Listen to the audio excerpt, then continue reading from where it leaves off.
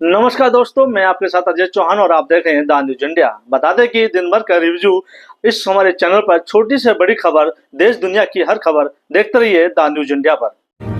मैं भारत के अंदर जो एक एजेंसी पिछले कई सालों से आतंक फैला रही है, एनफोर्समेंट डायरेक्टरेट और इनके अफसरों को एविडेंस के साथ, सबूतों के साथ एक्सपोज करूंगा कि कैसे ईडी के अफसर क्रिमिनल कॉन्स्पिरेसी करते हैं केंद्र सरकार के साथ मिलके अलग अलग राजनेताओं को फंसाने की। They are part of a criminal conspiracy and I will expose them today with evidence. सुबह कल 7:15 बजे के करीब जब मेरी बेटी स्कूल के लिए निकली तो ईडी के कुछ अफसर मेरे घर में आए।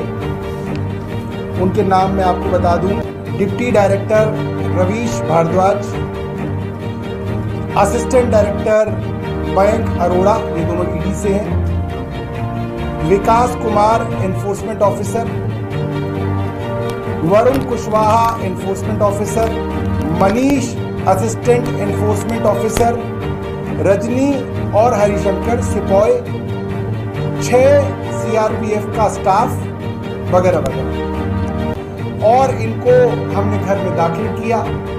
इन्होंने कहा साहब हम आपकी तलाशी लेना चाहते हैं घर की। मैंने कहा घर आपके लिए खुला है, आप तलाशी लीजिए। इन्होंने मेरे घर में तलाशी लेनी शुरू की। मेरी छोटी बेटी नर्सरी में है तो वो स्कूल जाने के लिए तैयार हो गई थी, लिहाजा हमने कहा कि इसको स्कूल भेज देते हैं, बच्ची घर पे रहेगी तो थोड़ा ठीक नहीं लगता। और उसके बाद जो है हमारे घर की तलाशी का अभियान शुरू हुआ।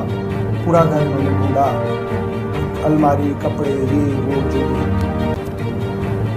और उसके बाद मुझे लगता है कि 10-11 बजे या शायद 11:30 बजे होंगे, इन्होंने ढूंढान, इनकी दूसरी टीम ढूंढान करने लगी मेरे घर में।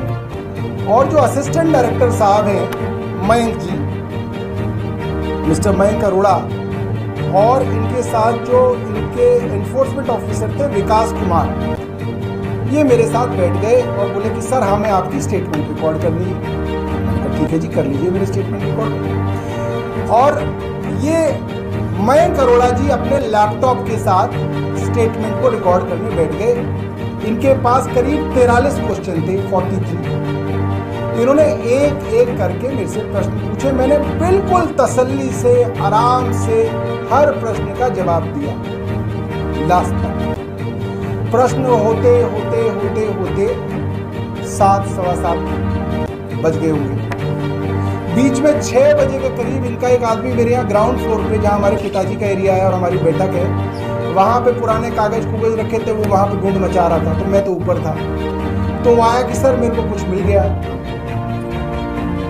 सबकी जो है चेहरे पे खुशी की एक लहर दौड़ पड़ी कि भाई कुछ मिल गया। वो आया सामान ऊपर की, क्या आया? वो था दिल्ली हाई कोर्ट के अंदर चीफ जस्टिस बेंच के सामने दायर किया हुआ एक डिपार्टमेंट ऑफ हेल्थ का हलफनामा एफिडेविट, जो कि अपने आप में पब्लिक डॉक्यूमेंट है। तो वो इसको पढ़ने लगे और फिर उन्होंने बोला कि सब देखो। तो मैंने कहा अरे वाह, मैं इसी को तो ढूंढ रहा था इतने दिनों से, ये मुझे मिल नहीं रहा था।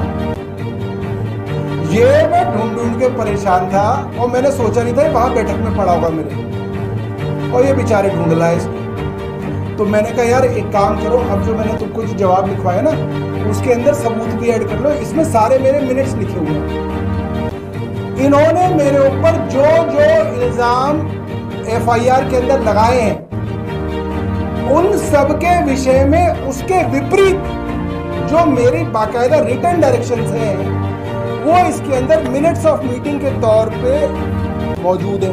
अब मैं मंत्री रहा नहीं, मेरे पास डॉक्यूमेंट सारे थे नहीं, तो मैं बड़ा परेशान था यार। ये सारे डिसीजन तो मैंने ले रखे हैं और ये इसके विपरीत मुझे फंसाने के चक्कर में। तो मैंने कहा भाई एक काम करो, ये वाला भी ऐड कर देंगे। तो कह रहे हाँ सर वो तो करो, वो तो वैसे भी हमें आपसे एक प्रश्न और पूछना है कि ये जो इंफ्रास्ट्रक्चर प्रोजेक्ट्स के अंदर डिले हुई उसमें आपकी क्या जिम्मेदारी थी? क्या आपने अपनी जिम्मेदारी निभाई या नहीं निभाई? तो मैंने कहा लिखना शुरू करो।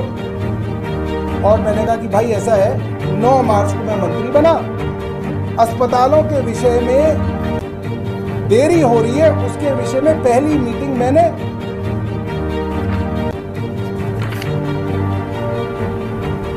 22 मार्च को कर डाली।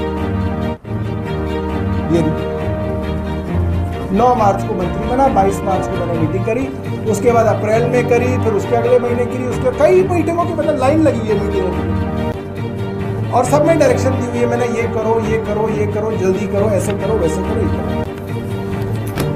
तो साहब वो टाइम हो गया। उसके साथ मैं एक और पूरा का पूरा पैराग्राफ उसमें लिखवा चुका था कि ये पूरा का पूरा मामला फैब्रिकेटेड है, झूठा है, और दिल्ली के उपराज्यपाल विनय कुमार सक्सेना ने क्रिमिनल कॉन्स्पिरेसी करके मुझे फंसाने की कोशिश की है। मैंने उनको कहा मेरे पास ऑडियो वीडियो रिकॉर्डिंग्स हैं, डॉक्यूमेंट्री एविडेंस है, जिसके अंदर क्या क्या हुआ, कैसे अफसरों को डायरेक्शन दी गई, कैसे डायरेक्शन पे अफसरों ने मुझे फंसाने की कोशिश की।